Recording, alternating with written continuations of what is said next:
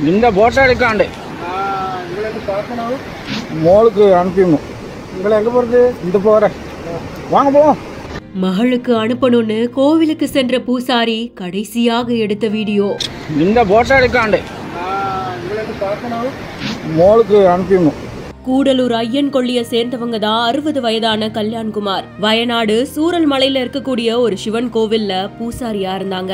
வயநாடு மண் சரிவுக்கு முன்னாடி எடுக்கப்பட்ட இந்த வீடியோல தெரிகிற பாலம் இப்போ இல்லங்கிறதும், வீடியோவை எடுத்த பூசாரியும் இப்போ உயிரோட இல்லைன்னு சொல்லப்படுறதும் பெரும் சோகத்தை ஏற்படுத்தி இருக்கு.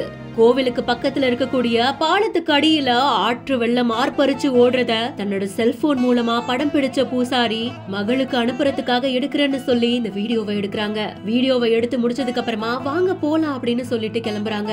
ஆனா அந்த நேரத்துல இந்த இடத்துல ஒரு பெரிய அழிவு வரப்போகுது.